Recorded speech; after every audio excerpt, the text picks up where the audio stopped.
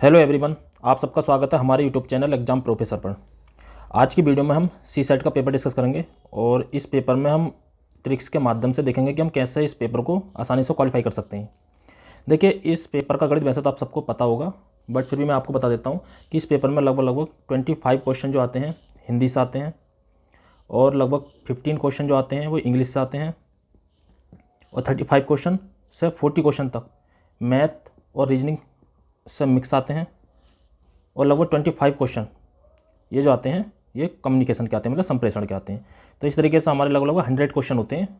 100 question में हमें जो है केवल नेट जो निकालने होते हैं वो 33 क्वेश्चन निकालने होते हैं। तो इन्हें हम कैसे आसानी से निकाल सकते हैं इसी के बारे में हम आज चर्चा करेंगे, ठीक है। और ज़रूरी नहीं है कि आपको 100 के 100 क्वेश्चन आना जरूरी है, बस मात्र 33 क्वेश्चन आप कैसे नेट ला सकते हैं उसके लिए लगभग आपको 50 क्वेश्चन आना जरूरी है। तो 50 क्वेश्चन बड़े आसानी से निकाले जा सकते हैं। उसके लिए कुछ ट्रिक्स हैं, कुछ आप जनरल नॉलेज से कर सकते हैं, कुछ कॉमन सेंस लगाकर भी आप सॉल्व कर सकते हैं, ठीक है। तो उसी के बारे में हम आज डिस्कस करेंगे, ठीक है। तो वीडियो में एंड तक बने रहिएगा, यह वीडियो आपके लिए बहुत ज़्यादा हेल्पफुल होने वाली है। अच्छा, कल की जो वीडियो थी उसमें मैंने आपको कुछ इंपॉर्टेंट थीम्स और ट्रिक्स बताई थी, तो उसमें कुछ टॉपिक्स थे जो आप और ऐड कर सकते हैं। तो मैं बता देता हूँ सिर्फ 1 मिनट में। देखिए, कुछ जैसे जो भी नीति आयोग की रिपोर्ट है, कोई भी नीति आयोग की कोई भी रिपोर्ट है उसको आप अच्छे से देख लीजिए। देखिए, नीति आयोग की कोई भी रिपोर्ट है उससे 1 से 2 क्वेश्चन हर बार आते हैं। आप चाहें तो प्रीवियस ईयर में जाकर चेक कर लीजिए, ठीक है। जैसे और इसके अलावा नीति आयोग की रिपोर्ट के अलावा भी कुछ हैं, जैसे स्वच्छ सर्वेक्षण रिपोर्ट। जो स्वच्छ सर्वेक्षण रिपोर्ट है इसको अच्छे से देख लेना। इसमें कौन सा राज्य जो है पहले पर है, ठीक है, कौन सा राज्य पहले पर है, कौन सा लास्ट पर है, तो ये स्वच्छ सर्वेक्षण रिपोर्ट। इसके अलावा राष्ट्रीय जल पुरस्कार इस पर वितरण हुए हैं, जिसमें उड़ीसा नंबर 1 पर था, उत्तर प्रदेश दूसरे पर था, गुजरात तीसरे पर था। ऐसी स्वच्छ सर्वेक्षण रिपोर्ट में आपको पता ही है कि जो है हर बार वही रहता है, इस बार सूरत और इंदौर पहले पे थे, ठीक। और राष्ट्रीय खाद्य सुरक्षा सूचकांक में जो केरल, तमिलनाडु इस तरीके से क्रम था। तो आप जो है जो राष्ट्रीय खाद्य सुरक्षा सूचकांक देख लेना, एक राष्ट्रीय जल पुरस्कार देख लेना, एक स्वच्छ सर्वेक्षण रिपोर्ट देख लेना। इसको अभी गूगल करके देख लेना, अगर नहीं है तो इससे क्वेश्चन आने की बहुत ज़्यादा संभावना, ठीक है। इसके अलावा आप जो है उसमें बुक्स वगैरह देख सकते हैं कि बुक्स और ऑथर, उसके ऑथर और बुक्स का नाम, ठीक। तो ये इतनी चीज़ आप देख सकते हैं। बाकी मैं इंपॉर्टेंट टॉपिक्स जो है आज इवनिंग तक और कर दूंगा अगर आप कहेंगे तो, ठीक है। चलिए शुरू करते हैं आज का जो हम वीडियो है सी सेट का। सी सेट में हम किस तरीके से हम आसानी से सॉल्व कर सकते हैं। देखिए, बिना किसी नॉलेज के आप केवल कॉमन सेंस कैसे लगा सकते हैं, बस यही इस वीडियो में हम देखेंगे, ठीक है। देखिए, पहला क्वेश्चन था इसमें, निम्नलिखित में से सही विराम चिन्ह से युक्त वाक्य का चुनाव कीजिए, ठीक है। हमें जो विराम चिन्ह पर ध्यान देना, हमने ऐसा मान लीजिए कि हमें खुद नहीं पता, ठीक है, हमने इसके विराम चिन्ह के बारे में कोई स्पेशली बेसिक चीज़ें हमने नहीं पढ़ी हैं, बट फिर भी देखिए राम लक्ष्मण, देखिए इस तरह राम लक्ष्मण के बाद में विस्मयबोधक चिन्ह आपने किसी सेंटेंस में आज तक नहीं देखो, ऐसे एलिमिनेट कर सकते थे। क्या आप हरिद्वार जा रहे हैं, इसको क्या मतलब इसमें क्या है, इसमें इंट्रोगेटिव सेंटेंस है, क्वेश्चन मार्क लगा हुआ, इसको ऐसे एलिमिनेट कर सकते थे, मतलब बिना किसी नॉलेज के, बस सामान्य समझ से कर सकते हैं, ठीक है। राम नरेश गोबर गणेश होता, तो इस तरीके योजक चिन्ह जो है इस तरीके के वर्ड में नहीं आता, ठीक है। सिम वाले वर्ड में आता है, माता पिता इस तरीके वर्ड में आता है, गोबर गणेश इस तरीके के वर्ड में नहीं आता, तो इसे भी एलिमिनेट कर सकते थे। तो ऑप्शन नंबर ए इसका राइट हो जाता है, ठीक है। जिलाधिकारी ने सबको उपस्थित रहने का निर्देश दिया। नेक्स्ट था, तो यहाँ पर देखिए जिलाधिकारी वर्ड पर जो फोकस हो रहा है, आपको पता होगा कृतवाच्य कर्मवाच्य ये होते हैं, जो कर्ता की प्रधानता जहाँ पर होती है वो कृतवाच्य, जहाँ पर कर्म की प्रधानता होती है वो कर्मवाच्य होता है। तो यहाँ पर जो था ऑप्शन नंबर 20 का राइट हो जाता है, सेकंड का ऑप्शन नंबर बी राइट हो जाता है, ठीक है। नेक्स्ट देखते हैं, निम्नलिखित वाक्यों में चुनिए जो सार्वनामिक विशेषण है। देखिए, विशेषण जो होते हैं 4 प्रकार के होते हैं, गुणवाचक होता है, एक सार्वनामिक होता है, एक संख्यावाचक होता है और एक परिमाणवाचक होता है। तो देखिए यहाँ पर क्या, ये गुणवाचक है, सौम्य स्वभाव का है या कहते हैं कि अच्छा है बुरा है, ये सब गुण वाले होते हैं। 5 लीटर ये परिमाण है, ठीक है। सैकड़ों ये संख्यावाचक है, ठीक। और ये आदमी जो क्यों आदमी आ रहा, तो आप एलिमिनेट ऐसे भी कर सकते हैं, तो इसका जो हो जाता है ऑप्शन नंबर डी राइट हो जाता। बट आपको बस थोड़ा सा बेसिक पता होना चाहिए कि किसी भी क्वेश्चन को कैसे सॉल्व कर सकते हैं, ठीक है। फोर्थ क्वेश्चन था, अत्यधिक में कौन सी संधि है। देखिए, सामान्यतः यही पूछा था कि अत्यधिक में कौन सी संधि है, जैसे इससे पहले प्रियस पूछ चुका, सदैव में कौन सी संधि है, तो इस तरीके के क्वेश्चन पूछे जाते हैं। तो देखिए, एक मैं ट्रिक बता रहा हूँ, जब भी किसी भी जो शब्द है उसके बीच में आधा वर्ड लगाओ, ये आधा लेटर जो होता है, आधा अक्षर जो होता है ये होता है, तो वहाँ पे हमेशा यण संधि ही होती है। जब किसी भी शब्द पर 2 मात्राएं होती हैं इस तरीके की, सदैव, ठीक है, तो ये यहाँ पर जो होती है हमेशा वृद्धि संधि होती है, वृद्धि संधि, ठीक है। तो यहाँ पे आप जो है आंखें बंद करके भी इसको टिक कर सकते हैं। जहाँ पर 2 मात्राएं होती हैं वहाँ पर वृद्धि संधि होती है, यहाँ पे आधा लेटर होता है, आधा अक्षर होता है बीच में किसी भी अत्यधिक इस तरीके का, तो वहाँ पर होती है यण संधि। तो इस तरीके से भी आप जो टिक कर सकते हैं, ठीक। बाकी आपको पता होगा कुछ रूल हैं, जैसे आ प्लस ई मिलकर ए बन जाता है, दे प्लस इन देवेंद्र, इस तरीके की चीज़ें जो है ये होती हैं गुण संधि में। और बाकी सेम जैसे महा प्लस विद्यालय, जैसे महा प्लस विद्यालय महाविद्यालय, इस तरीके की जो है वो बन जाती है, महा प्लस आल्य और घर प्लस आल्य, इस तरीके कुछ भी है, तो आप जो वहाँ पर होती हैं जो संधि होती है वो होती है दीर्घ संधि, ठीक है, मतलब दीर्घ बन जाती है, मात्रा दीर्घ बन जाती है, ठीक है। हिम प्लस आल्य हिमालय, इस तरीके की चीज़ें, ठीक है। जिन शब्दों से काम का करना या होना पा जाता है आप सबको पता हो, उसको क्रिया कहते हैं, ये चीज़ें, ठीक है। अनेकार्थी शब्द प्रभाव, इनमें से कौन सा अर्थ नहीं है, तो सामर्थ्य, विग्रह, महिमा, दबाव। तो आप देखिए सोच सकते हैं, देखिए सामर्थ्य प्रभाव से रिलेट हो सकता है, महिमा से दबाव। विग्रह क्या होता है? विग्रह होता है तोड़ना, मतलब अलग अलग करना, समाज विग्रह आपने पढ़ा होगा। तो यहाँ पर जो हो जाता है इसका ऑप्शन नंबर हो जाता है सी राइट। ठीक है, इसमें इनमें से कौन सा विलोम शब्द बहुत आसान था? आकुचन का प्रसारण, सन्मुख का उन्मुख, अल्पक का अवग, स्थावर का चंचलता। स्थावर का जंगम होता है, अल्पक का जो होता बहुग होता है, ठीक है, सन्मुख का विमुख होता, आकुचन का प्रसारण हो जाता। ऑप्शन नंबर ए राइट हो जाता। देखिए हम जो शुरू के 10 से 15 मिनट है उसमें हम जो इंग्लिश और हिंदी दोनों करेंगे, ठीक है, तो इसलिए जो है बाकी हम मैथ और रीजनिंग में ज़्यादा समय दे सकें। ठीक, अगला देखते हैं। निम्नलिखित में शब्द युग्म सरस्वती का पर्यायवाची नहीं है। तो गिरा, बीड़ा पाणी, भारती बीड़ा या शारदा बगीचा, हेम हिरण्य। तो इसका हो जाता है ऑप्शन नंबर ए राइट। ठीक, निम्नलिखित से कौन सा लोकोक्ति लाक्षणिक अर्थ सही, मतलब लाक्षणिक जो अर्थ है उसका वो सही है? तो टके का सब खेल है, पैसा सब कुछ करता है। तो ये आप जो बहुत आसानी से देख सकते हैं, बहुत आसानी से पकड़ में आ जाता है। ठीक, इनमें से कौन सा तद्भव शब्द है? तो अंधकार, आषाढ़, आग, अश्रु। तो देखिए यहाँ पर मैं कुछ ट्रिक बता दूँ। जैसे ये षष्ठकोण वाला सा जो होता है, सिरा जो होता है, ये जो वर्ड दे रखे होते हैं, जैसे सिरा होता है, षष्ठकोण वाला सा होता है, बड़ा सा होता है, ये जितने भी वर्ड किसी भी लेटर में, किसी भी शब्द में आपको दिख जाते हैं, ये लेटर किसी भी शब्द में आपको दिख जाते हैं, तो वो सामान्यतः होता है तत्सम होता है। ठीक है, तत्सम, तत्सम शब्द होता है।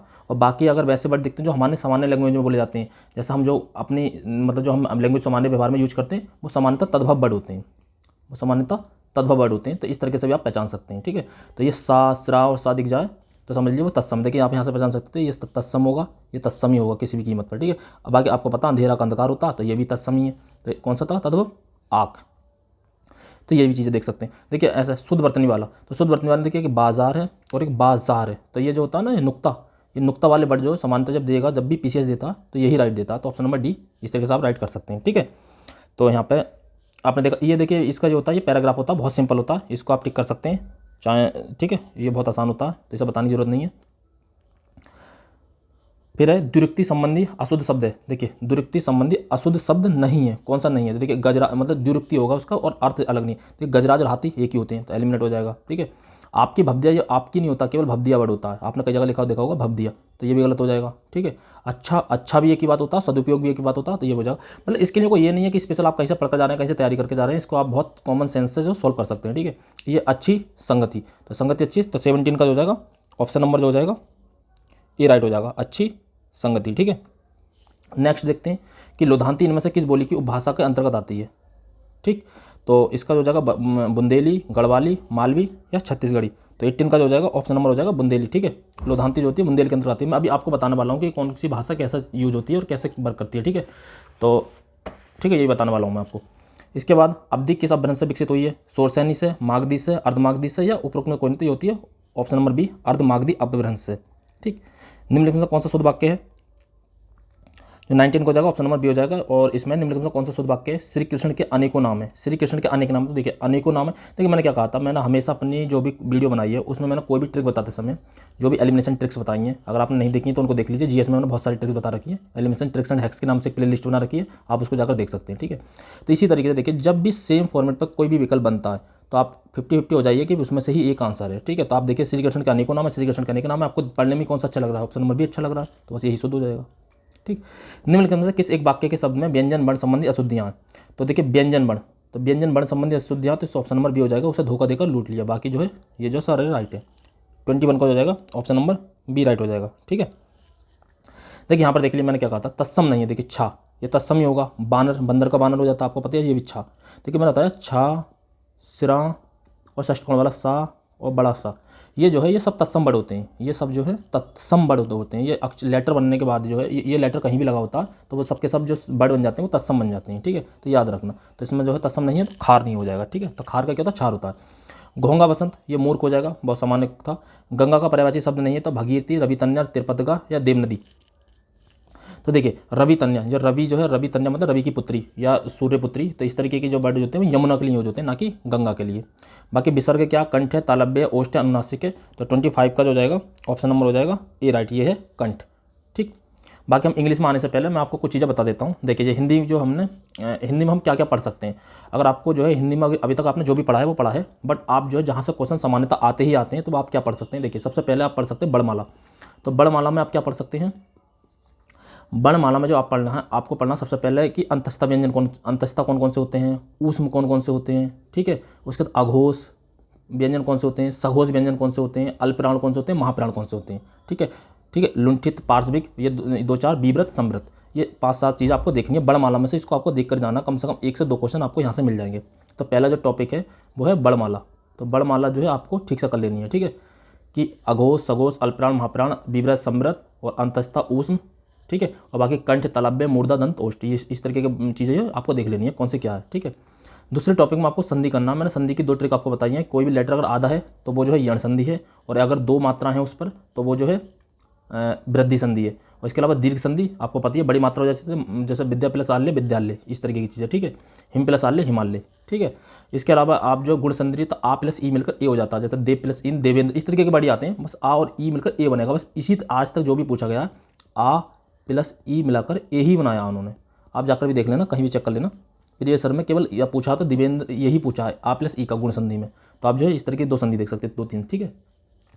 इसके अलावा एक संधि में एक आप व्यंजन संधि भी देख सकते हैं, ठीक है, जो हलंत लघु होते हैं। हलंत लघु जैसे बाघ प्लस जाल, जैसा आप जैसा हलंत वाला जो होता है जैसे बाघ प्लस जाल, तो इसका जो हो जाएगा बाघ जाल हो जाएगा, ठीक है। तो ये जो है व्यंजन संधि है। तो इस तरीके की चीज़ें भी आप देख सकते हैं, व्यंजन संधि के बारे में देख सकते हैं थोड़ा सा, बस मुश्किल से 5 या 4 मिनट का काम है, तो आप ये देख सकते हैं, ठीक है। अब आप तीसरा टॉपिक देख लेना है आपको पर्यायवाची।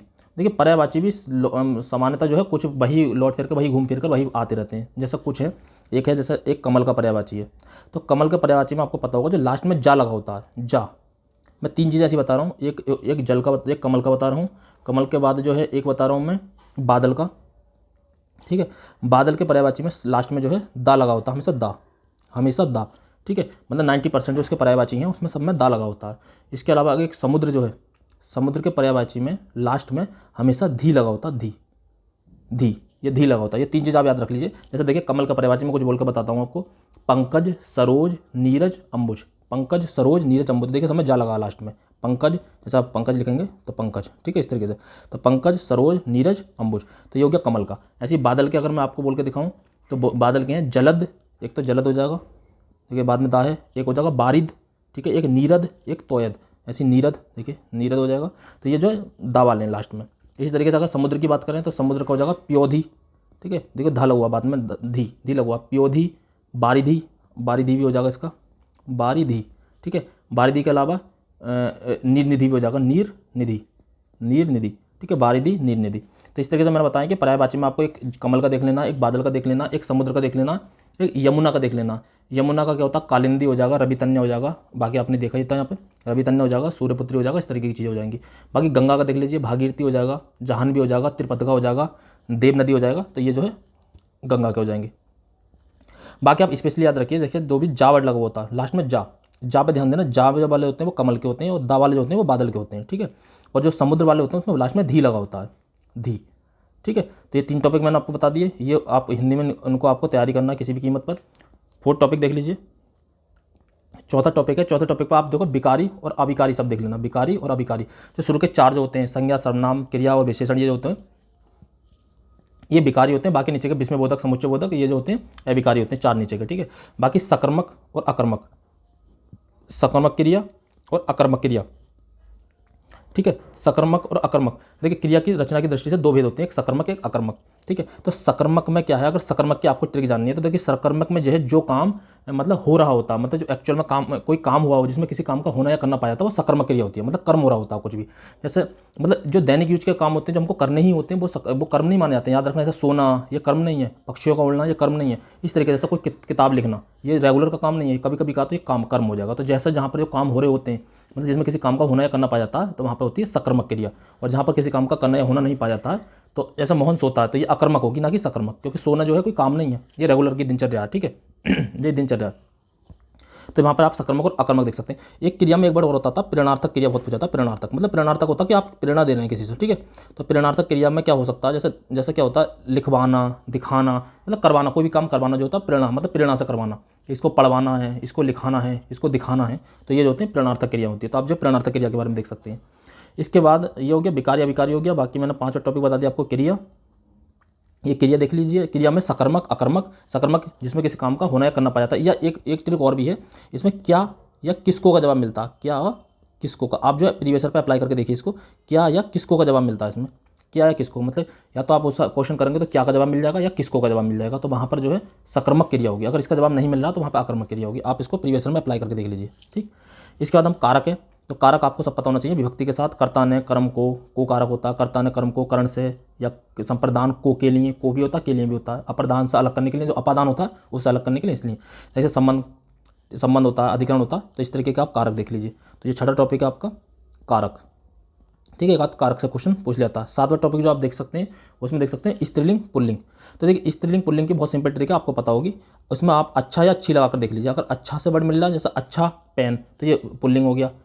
अच्छी नदी, नदी स्त्रीलिंग हो गई। जैसे अच्छी नदी, जो आपको अच्छा और अच्छी लगाकर सही वर्ड मिल रहा है, तो उसके हिसाब से आप जो स्त्रीलिंग और पुल्लिंग लगा सकते हैं। अच्छा और अच्छी, इस तरीके से लगा कर देख सकते हैं, ठीक। देखिए कुछ वर्ड जो आते हैं शुद्ध वर्तनी वाले आते हैं। शुद्ध वर्तनी, तो शुद्ध वर्तनी में भी गिने चुने वर्ड हैं उनके पास। जैसे कवयत्री है एक, ठीक है, एक कवयत्री वर्ड बहुत आता है, तो ये अलग कवयत्री इस तरीके देख सकते हैं। एक उज्ज्वल वर्ड बहुत आता है, उज्ज्वल, तो ये कुछ गिने चुने वर्ड हैं। उज्ज्वल हो गया, श्रृंगार हो गया। एक में इसमें पूरा सिरा नहीं होता, आधा सिरा होता है, ठीक है, और सिरा के ऊपर अंक की बिंदी होती है, ठीक है। ये श्रृंगार हो गया। इसके अलावा पूजनीय हो गया, पूजनीय, एक पूजनीय वर्ड हो गया। एक अंत्याक्षरी हो गया। तो इस तरीके के वर्ड आप जो है देख सकते हैं, ठीक है। तो ये हो गया, ये आपके हिंदी के लिए हो गए, ठीक, मतलब शुद्ध वर्तनी वाले। स्त्रीलिंग पुल्लिंग बता दिया, आपको कारक बता दिए। अब देखिए एक बहुत इंपॉर्टेंट है, देखिए ये मैंने बताया कि शुद्ध वर्ड, शुद्ध शब्द। देखिए ये आपने इतने नोट कर लिए होंगे। अभी तक हम 8 टॉपिक पर पहुंच गए। इसके आगे के देखते हैं, 8 के बाद 9वां टॉपिक देखते हैं। इसके बाद हम देखते हैं इसमें समास, ठीक है। देखिए मैं समास की भी आपको ट्रिक बता देता हूँ जल्दी से 2 मिनट में। देखिए सबसे पहले होता है अव्ययी भाव समास। जो अव्ययी भाव होता है, सबसे पहले अव्ययी भाव वाला जो समास होता है, उसमें क्या होता है, उसमें शुरू में उपसर्ग लगा होता है। तो देखिए उपसर्ग कैसे, देखिए आ जन्मा, एक देखिए शुरू में उपसर्ग लगा है आ, तो यहाँ पर जो अव्ययी भाव समास होगा, यथाशक्ति, यथाशक्ति। देखिए ये जो यथा लगा, तो इस तरीके के जो वर्ड लगे होते हैं, आ जन्मा, यथाशक्ति, तो ये सब वर्ड जो होते हैं ये होते हैं। जैसे इसके अलावा एक आध और देख सकते हैं, तो प्रतिदिन, तो प्रतिदिन में जो प्रति जो लगा है, जो लगा है, ये जो है उपसर्ग है। और उपसर्ग जिसमें लगे होते हैं वो अव्ययी भाव समास होते हैं। याद रख लेना, अव्ययी भाव समास। कॉपी पेन लेकर बैठ जाइए और उसको लिख लीजिए, अव्ययी भाव समास, ठीक है। दूसरा तत्पुरुष, जो तत्पुरुष समास होता है, तो देखिए तत्पुरुष समास में देख लीजिए। तत्पुरुष समास में यह होता है विभक्ति चिन्ह लगी होती है, विभक्ति, ठीक है, विभक्ति चिन्ह लगा होता है, विभक्ति चिन्ह, विभक्ति चिन्ह, ठीक है। तो देखिए विभक्ति चिन्ह में क्या होता है, जैसा राजपुत्र, तो राजा का पुत्र, इसका अगर विग्रह करेंगे तो राजा का पुत्र, तो इसमें छिपी होती है विभक्ति, जो छिपी होती है, राजा का पुत्र, ठीक है। राजपुत्र का हो जाएगा राजा का पुत्र। दानवीर, तो दान में वीर, तो इस तरीके के जो वर्ड होते हैं उनका होता है, उस वहाँ पर होता है तत्पुरुष समास, तत्पुरुष समास। इसके अलावा आप देख लीजिए कर्मधाराएं, जो कर्मधारय समास जो होता है, तो कर्मधारय समास में आप क्या देखते हैं, उसमें होता है विशेषण विशेष से संबंध। विशेषण मतलब विशेषता बता रहा होता है, विशेषण विशेष से संबंध होता है, विशेषण, उसमें विशेषण होता है। जैसे नील कमल, मतलब नीला कमल, तो नील कमल, तो इस तरीके से वहाँ पे होता है विशेष से संबंध, तो नील कमल हो जाएगा। इसके बाद नील गगन हो जाएगा, तो यहाँ पर विशेषण विशेष से संबंध होता है, ठीक है। मैंने अभी तक आपको अव्ययी भाव बता दिया, तत्पुरुष बता दिया, कर्मधारय बता दिया। फोर्थ है दिगु, तो दिगु में आपको पता संख्या लगा होता है, चौराहा, तिराहा, तो 4 इस तरीके की संख्या लगी होती है, बहुत सिंपल होता है, ठीक है। एक होता है द्वंद्व समास, द्वंद्व समास, तो द्वंद्व समास में क्या होता है, एक दूसरे के पूरक होते हैं, जैसे माता पिता, पाप पुण्य, तो योजक चिन्ह लगा होता है। माता पिता तो आप सबको पहचान में आता है, ठीक है। अब इसके बाद एक लास्ट है बहुब्रीहि समास। तो बहुब्रीहि समास में एक तीसरा अर्थ निकल रहा होता है, इसमें कोई भी पद प्रधान नहीं होता, ठीक है। जो द्वंद्व में होते हैं दोनों पद प्रधान होते हैं, और बाकी इनमें जो अव्यय, उसमें अव्यय भाव में प्रथम पद प्रधान होता है, बाकी दोनों में उत्तर पद प्रधान होते हैं, ठीक है। और इसमें जो कोई पद प्रधान नहीं होता, जैसे दशानन, 10 है आनंद जिसकी, इस तरीके से, ठीक है। चतुर्भुज, 4 है भुजाएं जिसकी, तो ये जो है बहुब्रीहि समास होते हैं, आप सबको पता होगा, ये आपने पढ़ रखे होंगे, ठीक है। तो मैंने क्रिया बता दी। आपको बस एक लास्ट टॉपिक और रह गया इसमें, 10वां, जो सबसे इंपॉर्टेंट टॉपिक है, वो है बोलियाँ, कि कौन से क्षेत्र में क्या बोला जाता है, तो ये बोलियाँ, ठीक है। तो ये 10 टॉपिक आपको कर लेने हैं। मैं बोलियों के बारे में और बता देता हूँ आपको थोड़ा सा। तो ये आज आप 10 टॉपिक कर लेते हैं, तो आपको मुझे लगता है कि हिंदी में से आपके जो है, हिंदी में अगर 25 क्वेश्चन आते हैं, तो उसमें से आपको 20 क्वेश्चन राइट हो जाएंगे, ठीक है। 25 में से 20 क्वेश्चन राइट हो जाएंगे, गारंटेड, ठीक है। आप इन चीज़ों को तैयार कर लीजिए। देखिए सबसे पहले पश्चिमी हिंदी, पश्चिमी हिंदी के अंतर्गत जो आते हैं वो आती है, एक तो कन्नौजी आती है, ठीक है। कन्नौजी मैं बोल देता हूँ, कन्नौजी आती है, फिर खड़ी बोली आती है, खड़ी बोली के बाद हरियाणवी आती है, हरियाणवी के बाद ब्रज आती है, ठीक है। ब्रज के बाद बुंदेली आती है, और बुंदेली के बाद दक्षिणी हिंदी आती है, दक्षिणी हिंदी, ठीक है। तो कन्नौजी, खड़ी, हरियाणवी, ब्रज, बुंदेली और दक्षिणी हिंदी, ये जो आती है पश्चिमी हिंदी के अंतर्गत आती है, पश्चिमी हिंदी, ठीक है। अगर पूर्वी हिंदी की बात करें, तो पूर्वी हिंदी के अंतर्गत आती है अवधी, बघेली, छत्तीसगढ़ी। अवधी जो तुलसीदास ने रामायण लिखी थी, अवधी, बघेली, ठीक है, और छत्तीसगढ़ी, अवधी, बघेली और छत्तीसगढ़ी। तो ये जो अवधी, बघेली, छत्तीसगढ़ी का कौन सी भाषा में आती है, कौन सी बोली में आती है, पूर्वी हिंदी में, ठीक है। इसके अलावा अगर बिहारी हिंदी की बात करें, बिहार की हिंदी है, बिहारी हिंदी की बात करें, तो बिहारी हिंदी में आती है मैथिली, मगही और भोजपुरी, मैथिली, मगही, भोजपुरी, मैथिली, मगही और भोजपुरी, ठीक है। तो ये आती है बिहारी हिंदी में, मैथिली, मगही, भोजपुरी, आप नोट कर लीजिए, ठीक है। नेक्स्ट देखते हैं राजस्थानी। अगर राजस्थानी की बात करें तो राजस्थानी में आती हैं मेवाती, मारवाड़ी, मालवी और जयपुरी। मेवाती हो जाएगी, एक मालवाड़ी हो जाएगी, ठीक है। मेवाती, मालवाड़ी और मालवी और एक हो जाएगी जयपुरी, ठीक है, जयपुरी। तो जयपुरी हो जाएगा, मेवाती, मालवी और मारवाड़ी और जयपुरी, ये हो जाएंगे, ठीक है। तो ये सब हो जाएंगे। अगर आपको पहचान करनी आती है तो देखिए ये पूर्वी हिंदी में क्या होता है, तौर, हमार, ये वाले वर्ड बोले जाते हैं। बाकी जो अगर ब्रज भाषा की बात है, देखिए इस तरीके के, जब भी आपको दो मात्रा लगी हो, गयो, खायो, ये जो वर्ड मिले होते हैं इस तरीके डबल मात्रा वाले लास्ट में, तो ये सब ब्रज भाषा के होते हैं, याद रख लेना, ठीक है। तन्ने, मन्ने, ये वाले वर्ड जो होते हैं, जैसे आपने देखी होगी तनु बैट्समैन ब्रिटेन में जो कन्नड़ नॉर्थ की जो भाषा है उसमें ये खड़ी बोली है। तो तन्ने, मन्ने, ये वाली भाषा जो होती है ये खड़ी बोली की भाषा होती है, ठीक है। जो हरियाणवी वाली भाषा वो खड़ी बोली की है, पूर्णतः खड़ी बोली वाली जो हरियाणवी वाली है, ठीक है। ठीक, अब जो हमने हिंदी के हमने अपने सब सारे टॉपिक्स देख लिए और उसके बारे में हमने डिस्कस भी कर लिया। आप जो है बस हिंदी के इतनी ही चीज़ें देख लीजिए, मैंने सारी ट्रिक्स भी बता दी हैं, उन ट्रिक्स के अकॉर्डिंग आप चल सकते हैं। बाकी क्वेश्चन को कैसे डील करना ये भी मैंने आपको बता दिया, ठीक है, कि आप बड़े आसानी से सामान निकाल सकते हैं उसको कैसे, ठीक है। देखिए ये वाला जो है इसमें इंग्लिश में आते हैं लगभग 15 क्वेश्चन, ठीक है। तो इसमें से हमें जो कुछ वर्ड जो होते हैं हमें सीधे तौर पर नहीं पता होते हैं, बाकी आपको जितना होता है सामान्य समझ ये होती है। जैसे ये पैसेज है, तो पैसेज बहुत सामान्य पैसेज होता है और पैसेज में जो है कुछ भी मतलब किसी भी चीज़ के बारे में बताया जाता है, उससे आपसे क्वेश्चन पूछ जाते हैं, जैसे हिंदी में पूछ जाते हैं, ठीक है। तो ये पैसेज जो है हमें जो है बता रहा है कि हमारी अपनी समस्या है, हमारे समाज को प्रजातांत्रिक बनाना है और अस्पृश्यता को खत्म करना है और जो धन का जो विकेंद्रीकरण करना है, इस तरीके की चीज़ें कर रहा है। तो देखिए ये इंडियन कॉन्स्टिट्यूशन की बात नहीं होगी, ये जो है एक पॉलिटिकल साइंस की बात नहीं होगी, पर्सनल लेटर की बात नहीं होगी। तो ये इसका जो आंसर हो जाता है स्पीच हो जाता है, बहुत सिंपल सी बात थी, ठीक है। ये इसी में मिल जाता, बहुत सिंपल था, ठीक है। तो ये 27 का जो हो जाता ऑप्शन नंबर हो जाता आ स्पीच, 26 का हो जाता ऑप्शन नंबर सी हो जाता आ स्पीच, ठीक है। और जो 27 का था ऑप्शन नंबर हो जाता B, promote the individual freedom and prosperity. देखिए ये कह रहा था according the author national object क्या होना चाहिए, तो हमें जो है अपनी फ्रीडम को और प्रॉस्पेरिटी को जो है प्रमोट करना चाहिए, बस ये था। Pick out the wrong statement, तो रॉन्ग स्टेटमेंट जब हमें जो पिक करना था इसमें से, तो इसका जो हो जाएगा ऑप्शन नंबर ए राइट हो जाएगा। The problem of Indians are like anyone else, तो मतलब ये कह रहे हैं कि मतलब जो हमारी जो इंडियन की प्रॉब्लम्स है वो सभी के समान है। तो इस तरीके से आप अगर इसका आप मीनिंग निकाल लेते हैं तो बहुत आसानी से समझ जाएंगे। तो मतलब जो है कि सबके समान है, मतलब औरों के समान है, बल्कि इन्होंने पहली लाइन ये बोली है कि हम हर कंट्री की अपनी अपनी प्रॉब्लम होती हैं। तो इस वजह से ये जो हो जाएगा रॉन्ग स्टेटमेंट हो जाएगा, ठीक। बाकी ये जो अंडरलाइन वर्ड जो बिगर जो है कोई इसे बिगौर भी पढ़ता है, बिगर भी पढ़ता है, दोनों में से आप कुछ भी पढ़ लीजिए, ठीक है। तो इसका मीन्स क्या था, फिजिकल टेंशन, लूज टेम्पर या फोर्स या फोर्सफुलनेस ऑफ लैंग्वेज। तो 29 का जो हो जाता है इसका आंसर जो हो जाता है, आपको अगर इनके वर्ड के बारे में पता है तो समझ लीजिए इसको टिक कर दीजिए, वरना इसको आपको स्किप भी कर सकते हैं, ठीक है। ऑप्शन नंबर डी, सबको पता नहीं होता है, ठीक है। इसी तरीके का डूइंग अवे विद, तो इसके लिए आपको क्या हो जाएगा 30 का जो हो जाएगा ऑप्शन नंबर हो जाएगा ए राइट, ठीक है। एबोलिश, ठीक है, एबोलिश मतलब रोकना, समाप्त करना, इस तरह की चीज़ होती है, ठीक है। चेंज द वॉइस, अच्छा देखिए वॉइस जो एक्टिव और पैसिव वॉइस आपने पढ़ रखे होते हैं, तो देखिए इसमें एक रूल छोटा सा ये है, एक्टिव वॉइस जो है देखिए सबसे पहले तो ये जो सेंटेंस होगा अफर्मेटिव में बनेगा, इंट्रोगेटिव में बनेगा, नेगेटिव में बनेगा, इस तरह की चीज़ होती है एक्टिव पैसिव वॉइस में होती है, ठीक है। बाकी उसके नेक्स्ट सेंटेंस में बनता है और जो उसमें होता है वो सामान्य सेंटेंस हो जाता है, जैसे जो डायरेक्ट इनडायरेक्ट होता है उसमें सभी सामान्य सेंटेंस हो जाते हैं। बाकी इसके रूल आपने देखे होंगे, अगर नहीं देखें तब भी आप बहुत आसानी से कर सकते हैं। जैसे बाई वर्ड लगा होता है, थर्ड वर्ब की थर्ड फॉर्म लगी होती है, इस तरह की चीज़ें हो सकती हैं। बाकी सेम में भी आप देख सकते हैं, ठीक है। तो इसका 31 का जो हो जाता फिलहाल ऑप्शन नंबर हो जाता B right, a bulldog was given to her, ठीक। तो देखिए इस तरीके की चीज़ें जो है आप देख सकते हैं, मतलब इसका जो है अगर आप इसके बेसिक्स पढ़ने लग जाए तो बहुत लंबा है, तो इसलिए आप जो है अगर आपको आता है तो देख लीजिए, वरना जो है इस वीडियो में बताना संभव नहीं है इसके बारे में, ठीक है। द एयर इंडिया क्या करा है उसने, इसमें जो है कंसेशनल टिकट्स जारी करे हैं, किसने इशूज करा या हैव इशूड करा। तो इसने क्या करा 32 का जो हो जाएगा इसका हो जाएगा ऑप्शन नंबर हो जाएगा ए राइट, इज इशूइंग, मतलब उसने जारी करी है, ठीक है, कंसेशन टिकट, तो ये हो जाएगा। इसके अलावा आप जो है एडमिटेड मिस्टेक, कॉम्प्लेक्स सेंटेंस बनाना, तो कॉम्प्लेक्स सेंटेंस का भी बहुत सारे रूल हैं, अगर आपको पता तो अच्छी बात है, नहीं पता है तो आप इसको स्किप कर सकते हैं, ठीक है। देखिए ये होता है डायरेक्ट इनडायरेक्ट, इसके आसान होते हैं। तो ही टोल्ड, सेड टू, तो इसका टोल्ड हो जाएगा, बट यहाँ पर लेटेस्ट लगा तो सजेस्टेड हो जाएगा, तो आप जो यहाँ से भी देख सकते हैं, ठीक है। तो 34 का जो जाएगा ऑप्शन नंबर ए राइट हो जाएगा।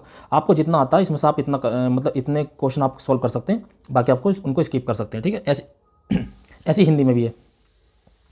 अब जो होता है पंक्चुएटेड, देखिए पंक्चुएटेड क्या है कि आपको ये सही करना है, ठीक है, करेक्टली करना, करेक्ट जो है फाइंड करना है, ठीक है, विच फ्लोइंग कौन सा है इसमें करेक्ट है, ठीक। तो 35 का जो हो जाएगा डी हो जाएगा। देखिए what a beautiful painting did you, देखिए कहते हैं ना व्हाट आ ब्यूटीफुल, तो ये विस्मयबोधक चिन्ह आप ये समझ सकते हैं। देखिए यहाँ पे योजक चिन्ह का क्या मतलब है, तो इसको जो आप एलिमिनेट कर सकते हैं।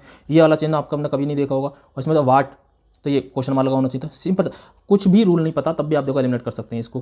देखिए यहाँ पे ये योजक चिन्ह आप कब देखा आपने सेंटेंस में, कभी नहीं देखा होगा। ये वाला चिन्ह आपने कब देखा, ये भी नहीं देखा होगा। और ये जो है क्वेश्चन मार्क लगा होना चाहिए था, क्योंकि वाट है, केवल एक में ही जो है वाट है और एक में जो है इसमें क्वेश्चन मार्क लगा हुआ है, तो वाट के साथ क्वेश्चन मार्क होगा। एक मात्र सेंटेंस है, तो आप जो इसको पिक कर सकते थे। इसका हो जाएगा ऑप्शन नंबर डी राइट हो जाएगा।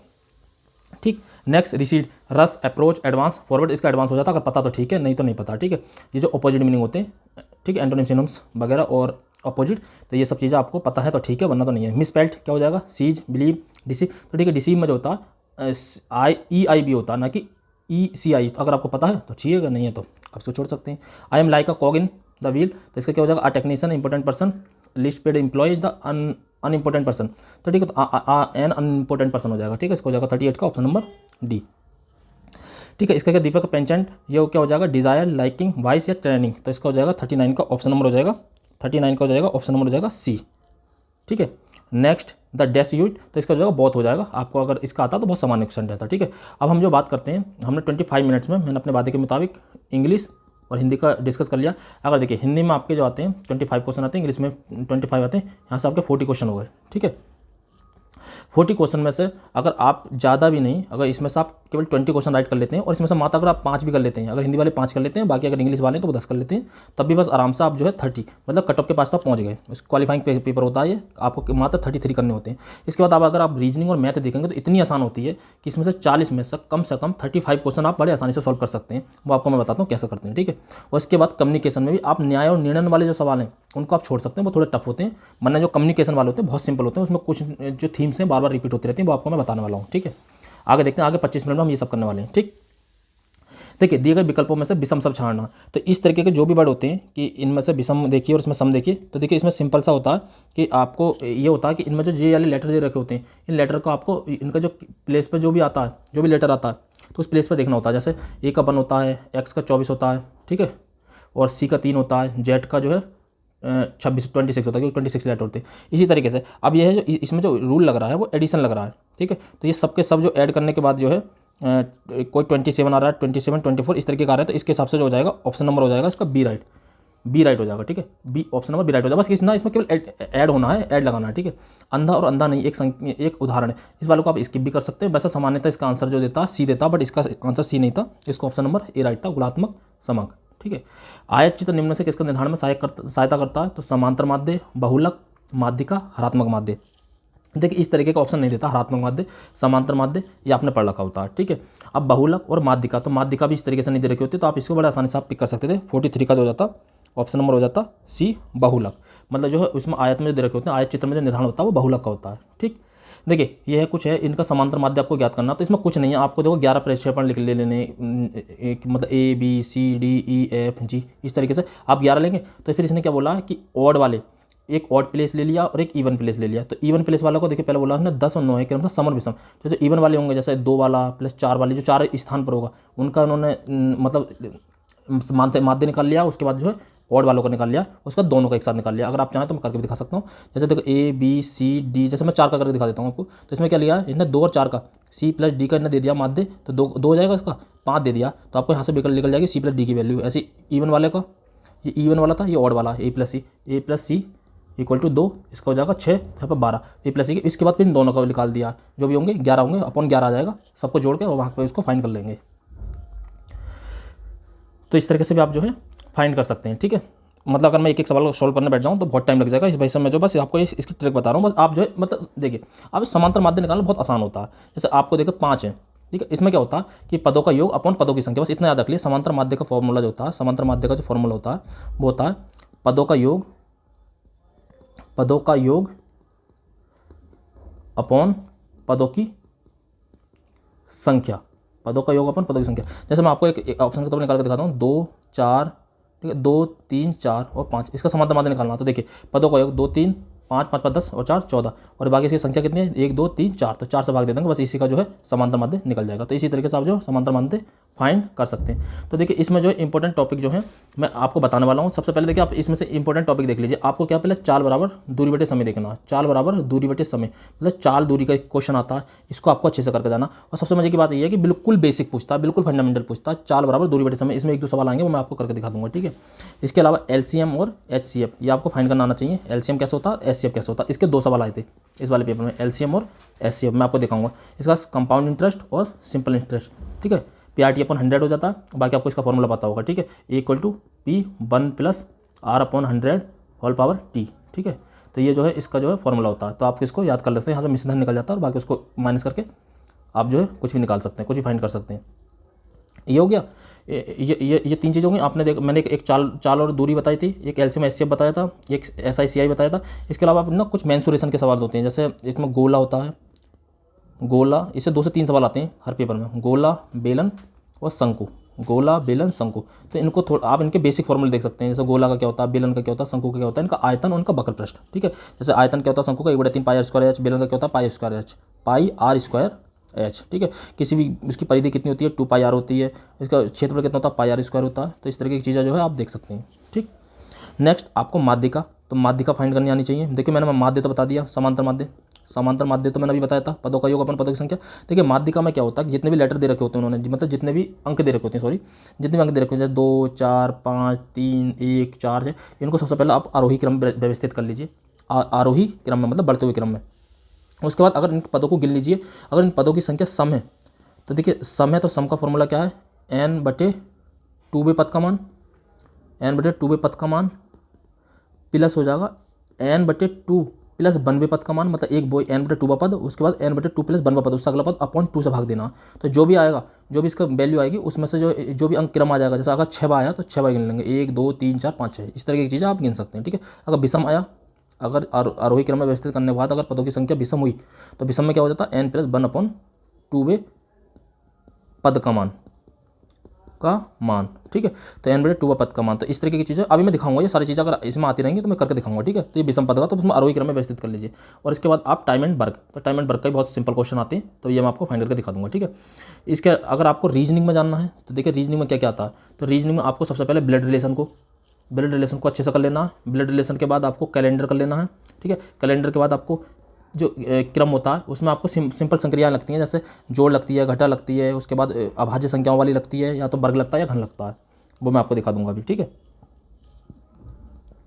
और फिर इसके बाद एक कोडिंग डिकोडिंग होता है, कोडिंग डिकोडिंग ही मैं बता रहा था, ठीक है। ये चीज़ें, बाकी एक डायरेक्शन, इसको डायरेक्शन देखना, डायरेक्शन भी बहुत सिंपल होती है, तो एक डायरेक्शन से देख लेना। बाकी एक क्लॉक देख लेना, क्लॉक मतलब घड़ी, और उसका सिलोजिज्म देख लेना, और एक त्रिभुजों को गिनना, ठीक है। त्रिभुजों को गिनना, 1 2 यहाँ पर 3 त्रिभुज हो जाएंगे, इस तरीके से त्रिभुजों को गिनना। तो मैंने ये 8 10 15 टॉपिक बताएं, इन टॉपिक्स को आप अगर अच्छे से कर लेते हैं तो यकीन मानिए इसमें से कम आपके 45 क्वेश्चन आते हैं। अगर मोटा मोटा मान लीजिए 35 से 45 तक के बीच में कितने भी क्वेश्चन आ जाते हैं, ठीक है। किसी पेपर में 40 भी दिए होंगे, किसी में 42 भी दिए होंगे, किसी में 35 भी दिए होंगे, ठीक है। तो 35 से 45 क्वेश्चन के बीच में अगर 35 आते हैं तो आप इसमें से 30 क्वेश्चन, और 45 आते हैं तो आप इसमें से 40 क्वेश्चन, मतलब सी सेट तो केवल क्वालिफाइंग जो कर लेंगे आप, क्वालिफाइंग होता है उसको क्वालिफाई जो कर लेंगे आप, मात्र इन्हीं मैथ और रीजनिंग वाले क्वेश्चन से ही कर लेंगे। आप थोड़ी सी भी कॉमन सेंस है और थोड़ा सा समझ सकते हैं, क्योंकि बिल्कुल बेसिक आते हैं इसमें, ये नहीं है बहुत टफ सवाल आते हैं, बिल्कुल बेसिक सवाल आते हैं, मतलब सबसे जीरो लेवल आता है, ठीक है। देखिए यहाँ पे क्या आयत के चित्र में निम्नलिखित में निर्धारण, देखिए ये वाले क्वेश्चन होते हैं, हो सकता है आपको नहीं पता हो, तो ये वाले बहुत सामान्य होते हैं, किसी को नहीं पता होता, जैसे ये अंधा नहीं है तो ये गुणात्मक सम कहीं नहीं पढ़ते हैं, तो ये वाले क्वेश्चन इस पर आप टेंशन लेने की कोई आवश्यकता नहीं है कि ये सवाल किसी से नहीं आते। बाकी ये सवाल बहुत आसान है, तो इसमें आप जो है इनकी नंबरिंग कीजिए और नंबरिंग करने के बाद इनको सॉल्व कर लीजिए, ठीक है। तो इसके हिसाब से हो जाएगा 44 का जो जाएगा ऑप्शन नंबर हो जाएगा सी राइट 9.45। यदि किसी शंकु के आधार का क्षेत्रफल 100% बढ़ा दिया जाता है तो उसके आयतन में कितनी बढ़ती है, तो 100% की वृद्धि होगी। अगर इसके शंकु के क्षेत्रफल की बात करें तो शंकु का क्षेत्रफल होता है, क्या होता है πr²h, आयतन क्या होता है 1/3 π²h, और इसका वक्र पृष्ठ क्या होता है πrl, ठीक है। तो ये सिंपल फॉर्मूले से हो जाते हैं। देखिए अभी 2 बेलन है, ये भी आधारों का अर्धव्यास 3 और 2 है, ये अर्धव्यास दे रखी है, मतलब त्रिज्या दे रखी है। व्यास क्या होता है, जैसे कोई सर्किल है तो इसका जो अर्धव्यास है, त्रिज्या को अर्धव्यास बोलते हैं, पूरा जो क्या होता है व्यास होता है, ठीक है। इसकी पूरी परिधि होती है 2πi से सरकमफेरेंस बोलते हैं, ठीक है। तो ये अर्धव्यास हो गया। इसके बाद इनकी ऊंचाइयाँ, ठीक है, H1 और H2, ये H1 की वैल्यू दे रखी है, या H2 की वैल्यू दे रखी है n और 1, और ये जो R1 की वैल्यू दे रखी है, R1 की 3 दे रखी है, R2 की वैल्यू 2 दे रखी है, ये 2 वैल्यू दे रखी है। यदि बेलन A का आयतन बेलन B के आयतन का 3 गुना, तो देखिए बेलन A का आयतन, तो B जो है बेलन B के आयतन का 3 × BVA, ठीक है। तो आयतन क्या होता है, बेलन का आयतन क्या होता है, देखिए पाई आर स्क्वायर एच, तो ये हो जाएगा पाई आर स्क्वायर एच, यहाँ से 3 से multiple R1 H1 R2 H2, ठीक है। तो यहाँ पर पाई से पाई कट जाएगा, तो यहाँ पर क्या बचेगा R1 स्क्वायर और H1, ठीक है, यहाँ पर बचेगा R2 स्क्वायर और H2। तो देखिए यहाँ पर जब ये वैल्यू पुट करेंगे R1 R2 की H1 H2 की, तो यहाँ पर जो आप सिंपल सा आंसर निकाल लेंगे, n की वैल्यू निकाल लेंगे, इसमें n का ही मान फाइंड करने को कहा है। तो मतलब बिल्कुल सिंपल होता है, आपको केवल फॉर्मूले पता होना चाहिए और फॉर्मूले के बाद जो है आप डायरेक्ट जो है इसके आंसर तक पहुँच जाएंगे, ठीक है।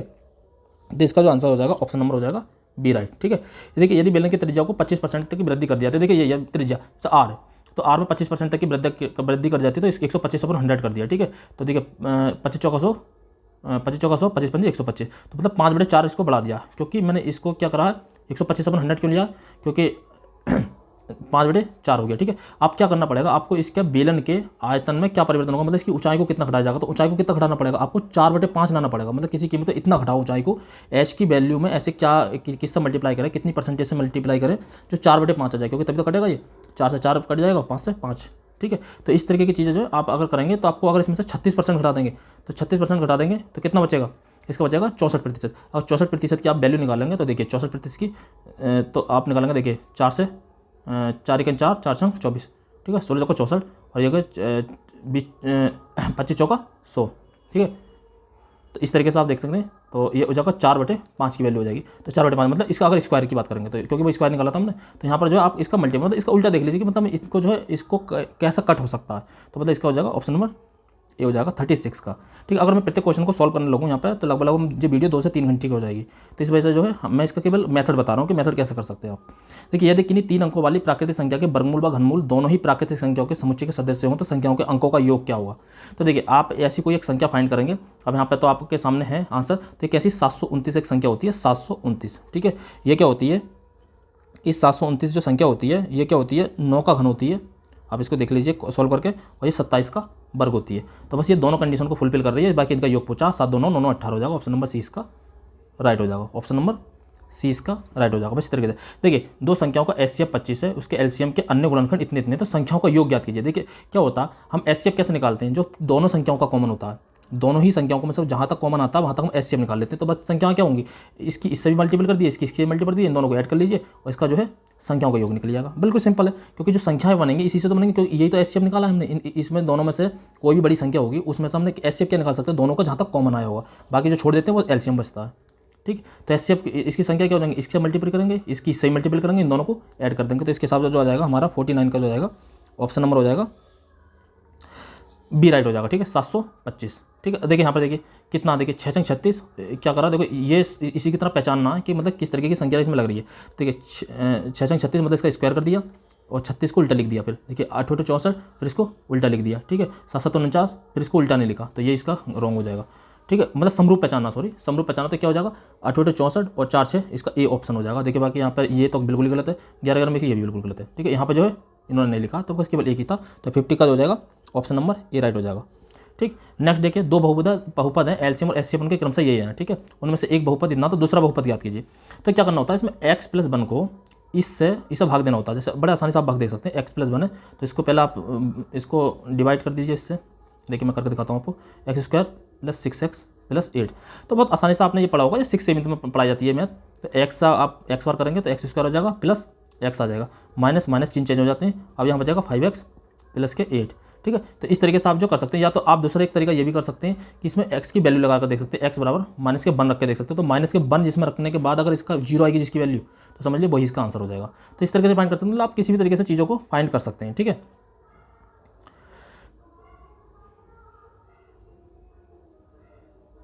ठीक, तो ये हो गया। और इसके अलावा एक चीज़ और है इसमें, जो आप एक तरीके से और कर सकते हैं। देखिए एक फॉर्मूला होता है एलसीएम गुणा एचसीएफ, एलसीएम गुणा एचसीएफ होता है पहला बहुपद इंटू दूसरा बहुपद, ठीक है। पहला बहुपद इंटू दूसरा बहुपद, एलसीएम इंटू एचसीएफ बराबर होता है पहला बहुपद इंटू दूसरा बहुपद। तो यहाँ पर जो हमसे दूसरा बहुपद पूछा, तो यहाँ पर जो हम जो फॉर्मूला लगाएंगे ये लगाएंगे। बाकी आपको मतलब डिवाइड वाला रूल लगाएंगे, तो वहाँ पर जो है वो चीज़ें जो है बहुत क्लिच हो जाएंगी। तो आप यहाँ पर भी लगा सकते हैं, ठीक है। जैसे देखिए x + 1 पहला बहुपद x + 1 है, x² + 6x + 8 है। इसके अलावा दूसरा बहुपद क्या है, इसका एचसीएफ क्या है, x + 1 है, ठीक है। और ये हो गया। इसमें प्रथम बहुपद क्या दे रखा है, x² + 5x प्लस के 4 और दूसरा बहुपद पूछा तो इंटू सेकेंड। तो देखिए इसके आप फैक्टर कर लेंगे, इसका फैक्टर करने के बाद इसके फैक्टर कर लेंगे, इसके फैक्टर करने के बाद देखिए 4 दूनी 8, 4x प्लस 2x हो जाएगा। इसके आप गुणनखंड निकाल लेंगे, इसके गुणनखंड निकाल लेंगे, कुछ कट जाएंगे और एक ही बचेगा। तो इसमें कटने के बाद आपका क्या बचेगा, फाइनली जो आंसर होगा, देखिए दोबारा मैं बता दे रहा हूँ, ये फॉर्मूला हर बार इससे रिलेटेड क्वेश्चन आता, एलसीएम जो एलसीएम इंटू एचसीएफ जो होता वो होता प्रथम बहुपद इंटू सेकंड बहुपद। ठीक है, आपको इसको फैक्टर करने आते होंगे। जैसे अगर आपको मैं करके दिखा दूँ x² प्लस 6x प्लस 8 के जो फैक्टर करने होंगे, तो ऐसा करना कि जोड़ने के बाद 6 आ जाए। तो x² प्लस 4 दूनी 8, ठीक है, 4x प्लस के 2x प्लस 8। तो यहाँ पर क्या हो जाएगा, x कॉमन ले लेंगे, x प्लस 4 हो जाएगा। यहाँ पर 2 कॉमन ले लेंगे तो x प्लस 4 हो जाएगा। ठीक है, तो x प्लस 4 इन दोनों में से कॉमन आ जाएगा, फिर x प्लस 2 आ जाएगा। इस तरीके से फैक्टर करने के बाद आपको कट जाएंगे सामने से और जो है इसका आंसर निकल जाएगा। ठीक है, तो 51 का जो हो जाएगा आंसर जो हो जाएगा 51 का जो आंसर हो जाएगा 51 का हो जाएगा ऑप्शन नंबर बी राइट। ठीक है, ऐसी यदि एक विक्रेता 30 कलम बेचने पर 10 कलमों के विक्रय मूल्य के लाभ प्राप्त करता है तो लाभ का प्रतिशत क्या होगा। देखिए ये इस तरीके का कोई भी था, अगर लाभ का प्रतिशत याद करना तो एक इसका सिंपल तरीका याद कर लीजिए। देखिए 30 SP में से 30 जो जो कॉस्टर जो प्राइस होगा, जिसकी कॉस्ट प्राइस होगी उसमें से घटाएंगे तो कितने का प्राप्त हुआ, 10 SP का प्राप्त हुआ। ठीक है, तो आप इसको सॉल्व करेंगे तो कितना हो जाएगा, इसको हो जाएगा 20 SP इक्वल टू हो जाएगा 30 CP, एक से एक कट जाएगा। उसका जो होगा CP अपॉन SP जो निकल कर आएगा आपका हो जाएगा 2/3। तो आप तीन कितने का होगा, देखो 2 पर 1 का फायदा हुआ था, 2 पर 1 का फायदा हुआ इंटू 100 निकाल लीजिए तो इसका हो जाएगा 50%। तो बहुत सिंपल होता है, मतलब बहुत आसानी से निकल जाता है, बस ये इसी तरीके से सॉल्व करना होता है, ये इसी का मेथड होता है। तो ये हो जाएगा इसका 52 का 50%। ठीक है, नेक्स्ट ऐसे देखिए ये वाला सवाल, मैं बस कुछ मेथड आपको बता दे रहा हूँ जल्दी जल्दी, वरना वीडियो बहुत लंबी हो जाएगी। ठीक है, तो यदि दो कुत्ते जो हैं 7 मीटर व्यास वाले वृत्ताकार पथ पर कहते हैं, तो इसका वृत्ताकार पथ है, तो ये कोई वृत्त है, इसके पथ पर दौड़ने 7 मीटर वाले, तो ये कि अगर व्यास है तो 2r इक्वल टू 7 हो जाएगा। बना r की वैल्यू निकालने का 7/2 हो जाएगी। तो इसके हम अगर इसकी हम परिधि निकालते हैं तो क्या होती है 2πr, तो 2 की वैल्यू ये 22/7 होती है पाई की वैल्यू, और r की वैल्यू कितनी है हमने 7/2 फाइंड कर ली। तो 2 से 2 कट गया, 7 से 7 कट गया, तो मतलब इसकी टोटल कितनी आ गई 22 मीटर है। तो 22 मीटर है, तो ये कह रहा है कि जो एक इधर को दौड़ रहा है एक इधर को दौड़ रहा है, तो कब अधिकतम दूरी पहुंचे, तो जब इसकी त्रिज्या के बराबर पहुंच जाएंगे। त्रिज्या का मतलब जब 11 तक पहुंच जाएंगे, तो 11 तक कितना पहुंचेंगे 2 सेकंड में पहुंच जाएंगे, ऑप्शन नंबर हो जाएगा बी राइट। बहुत आसानी से, मतलब बहुत आसान तरीके से निकाला जा सकता है। तो 53 का हो जाएगा ऑप्शन नंबर हो जाएगा बी राइट। ठीक है, देखिए यहाँ पे एक आदमी इतने काम को इतने दिन में कर सकता है, इतने काम को इतने कर सकता है, तो बहुत सिंपल है। MDH मसाला आपने ऐसे याद कर सकते हैं, M1D1H1 इक्वल टू M2D2 और H2। ठीक है, तो यहाँ पर तो H का तो कोई मतलब नहीं है, ओपन W1 भी आ जाता है अगर वर्क है तो W2। ठीक है, बाकी यहाँ पे H के भी कोई वर्क नहीं है और इसका भी कोई वर्क नहीं है। ठीक है, तो ये आ सकता है। तो देखिए M का पहले इन दोनों से आप फाइंड कर लेंगे, जैसे x इक्वल टू 40 हो जाएगा, फिर यहाँ पे x प्लस 5 इक्वल टू 10 दिन कम लगते हैं तो 30 हो जाएगा। इनको आप निकालेंगे तो यहाँ पे x की वैल्यू निकल जाएगी 15 और 15 निकल जाएगी, तो आप एक पूरा वर्क कितने में कर देंगे, जब ये x आदमी तो 15 चौका 60 तो 600, तो 30 व्यक्ति कितने में कर लेंगे, 30 से डिवाइड कर देंगे तो 6 3 दूनी 6, तो 20 दिन में कर देंगे। तो इस तरीके से भी आप जो है फाइंड कर सकते हैं। ठीक है, 20 दिन में इस तरीके, तो मतलब बहुत सिंपल, मतलब सिंपल फार्मूले पर बेस होते हैं, तो आप बस अगर सिंपल फार्मूले देख लेंगे तो आपका हो जाएगा। ठीक है, 54 का जो हो जाएगा ऑप्शन नंबर सी राइट हो जाएगा। इसी तरीके देखिए यही कि एलसीएम जो इतना, तो देखिए क्या करना है आपको कि एचसीएफ एलसीएम इतना देखा, इसमें सबसे बड़ी संख्या कौन सी है, तो बस सबसे बड़ी संख्या फाइंड करने के लिए कुछ भी नहीं करना है, बस इसी में से तो ये एलसीएम एचसीएफ निकाला होगा, पहले एचसीएफ दे रखा। तो देखिए 40 की मल्टीपल इसका सबसे बड़ी 5 से कर दीजिए, बस 4 5 भी 200 आ गया, हाटो आंसर खत्म हो गया आंसर।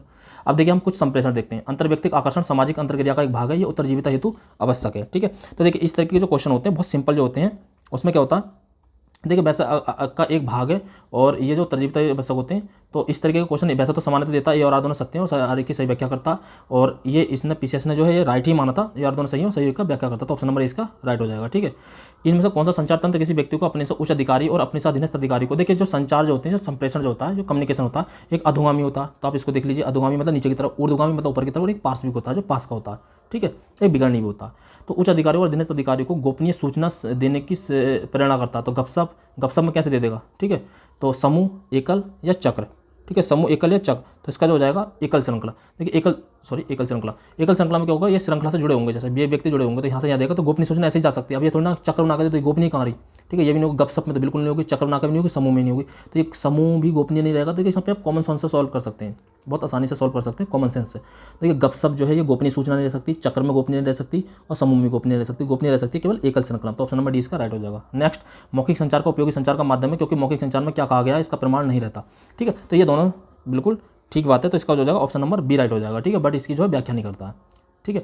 आंतरिक तनाव जो किसी ऐसी स्थिति में उत्पन्न होता है जो आंतरिक मूल्यों के विरुद्ध, आंतरिक मूल्यों के विरुद्ध कब चीज़ें उत्पन्न होती है, जैसे आपको कुछ पता हो पहले से और उसके विरुद्ध कोई बात हो रही हो तो वो उसे कहते हैं, तो इसे बोलते हैं कॉग्निटिव डिसोनेंस, तो संज्ञानात्मक, मतलब पहले से हमें कोई बात पता है तो उसके विरुद्ध कुछ बात हो रही है। निम्न से कौन सी प्रणाली अनौपचारिक संचार नेटवर्क का प्रकार नहीं है। देखिए दो तरह के संबंध होते हैं, औपचारिक और एक होता है अनौपचारिक। बस ये छोटी छोटी बात आपको पता है तो समझ लीजिए आपको क्वेश्चन बहुत आसान हो जाता है। औपचारिक संबंध वो संबंध होते हैं जिसमें नियम कानून लागू होते हैं, जिसमें नियम कानून से ही चलना होता है, मतलब हमें नियमों से ही चलना होता है। अनौपचारिक होते हैं जैसे हमारे घर में होते हैं, उसमें कोई नियम कानून नहीं होता है, मतलब बहुत इनफॉर्मल रिलेशन होता है। ये जो होता है फॉर्मल होता है, वो इनफॉर्मल होता है, ठीक है। तो देखिए इसमें कौन सा जो है अनौपचारिक है, तो देखिए संभाव्यता, तो इसमें क्या हो जाएगा संभाव्यता समूह सर्कुलर या गपशप, तो गपशप जो है इनफॉर्मली होता है, मतलब अनौपचारिक संबंध होता है, ठीक है। इनफॉर्मल होता है मतलब गपशप जो होता है इसमें कोई मतलब नहीं, कोई नियम कानून लागू नहीं होता गपशप वाले में, ठीक है। तो जो 60 का जो हो जाएगा ऑप्शन नंबर डी, निम्नलिखित में कौन सा एक प्रणाली अनौपचारिक संचार नेटवर्क का प्रकार नहीं है पूछा, तो सॉरी नहीं है पूछा, तभी तो नहीं है पूछा, ठीक है। अगर गपशप में तो मैंने बताया इनफॉर्मल हो जाएगा, संभाव्यता में हो जाएगा, समूह हो जाएगा, लेकिन परिपत्र जो होगा, परिपत्र में ये नियम कानून लागू नहीं होंगे, कुछ भी परिपत्र में कुछ भी ऐसा है, कोई भी सूचना देनी है तो परिपत्र में कैसे उल्टी सीधी लिख के भेज दिए, एक नियम कानून के तहत लिख के भेजनी पड़ेगी, तो यह परिपत्र, ठीक है। सर्कुलर मतलब सर्कुलर जो है, सर्कुलर मतलब परिपत्र का मतलब ये सर्कुलर सिस्टम में जो होता है हम जो है औपचारिक संबंध रखते हैं, ठीक है। नेक्स्ट ऐसे ही संचार स्पष्टता प्रभावपूर्ण संचार प्रक्रिया के लिए आवश्यक है, क्योंकि एडिक्वेसी जो होता है एवं टाइमिंग जो है प्रभावपूर्ण संचार प्रक्रिया के लिए आवश्यक नहीं है। जब भी कोई नेगेटिव बात करता है तो समझ लीजिए रोंग ही होता है, तो ऑप्शन नंबर ए इसका सही हो जाएगा और जो सी जो इसका गलत हो जाएगा, और 61 का जो हो जाएगा ऑप्शन नंबर हो जाएगा सी, राइट, ठीक है। नेक्स्ट देखते हैं, ये कहना है कि कोई अफवाह है उसको सुलझाने का तरीका ना हो, इनमें से कौन सा तरीका ना होगा जो किसी को अफवाह को सुलझाने का। तो ये तथ्य उपलब्ध कराना ये तो हो सकता है, विश्वसनीय स्रोतों का प्रयोग करना ये भी होगा, कारणों को कम करना ये भी होगा, कि अगर जिसके कारण से ज़्यादा अफवाह उड़ रही तो उसका ये कह रहे हैं समुदाय के नेताओं से छिपाना, ये कितनी नेगेटिव बात है, यही हो जाएगा इसका आंसर। मतलब इसमें ना पूछा कि कौन सा नहीं होगा तो यही नहीं होगा, तो मतलब इसके लिए ये नहीं है कि आपको स्पेशल कहीं पढ़कर जाने की जरूरत है, आप बड़े आसानी से इसको सॉल्व कर सकते हैं, ठीक है। समव्यवहार विश्लेषण सिद्धांत को मूलतः सर्वप्रथम किसने विकसित किया था। देखिए ये वाले सवाल क्वेश्चन जो होते हैं इसको आप स्किप कर सकते हैं, ये थोड़े होते हैं टफ होते हैं, ठीक है। तो 63 का जो जाएगा 63 का जो जाएगा ऑप्शन नंबर बी राइट हो जाएगा। इसके अलावा आप निम्नलिखित कौन सा संचार है, मनोवैज्ञानिक बाधा नहीं है, तो मनोवैज्ञानिक की बाधा कौन सी नहीं होगी, तो समय से पूर्व मूल्यांकन ये तो होगी बाधा होगी, संचार में अविश्वास ये भी होगी, शारीरिक रूप से व्यक्त संदेश ये नहीं होगी, और अनवधान ये भी होगा, ठीक है। इन ठीक है, अनवधान भी होगा, समय से पूर्व मूल्यांकन, अगर आप समय से पहले कोई मूल्यांकन करके बैठे हैं तो समझ लीजिए बाधा ही होगी, ठीक है। इसके अलावा संचार में अविश्वास तब भी होगी, अनवधान तब भी, बस शारीरिक रूप से व्यक्ति इसमें क्या मतलब, इसके मनोवैज्ञानिक बाधा कोई मतलब नहीं है इसका, ठीक है।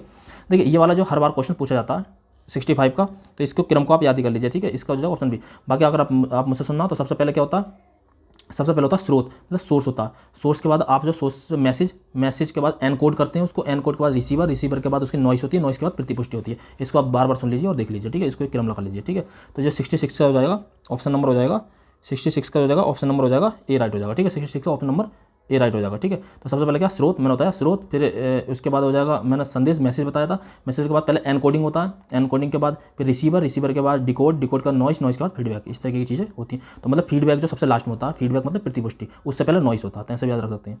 श्रवण का कौन सा तत्व नहीं है, तो संवेदन प्रतिक्रिया मूल्यांकन अन्वयन, तो ये 67 का जो हो जाएगा, कई बार पूछा गया है, ये हो जाएगा अन्वयन। देखिए क्यों श्रवण का तत्व नहीं है, क्योंकि परसुएशन जो होता है श्रवण का तत्व नहीं है, परसुएशन होता है किसी को कन्वेंस करना, तो ये परसुएशन अगर आपको इतना पता तो श्रवण का तत्व नहीं है, अन्वयन, ठीक है। देखिए पराभाषा ये बहुत पूछा था, पराभाषा मतलब लैंग्वेज, तो पराभाषा क्या होता है, ये जो है ये बोलने की प्रक्रिया में तारतम्य होता है, पिच होता है, ये चीज़ें जो होती हैं पराभाषा के अंतर्गत आती हैं, तो ये आवाचिक संप्रेषण है, मतलब उसकी जो सहायक चीज़ें होती हैं ये जो होती हैं पराभाषा होती है, कई बार पूछा गया है, जैसे ध्वनि होती है, लय होती है, पिच होती है, ये जो पराभाषा के अंतर्गत आती हैं, ठीक है।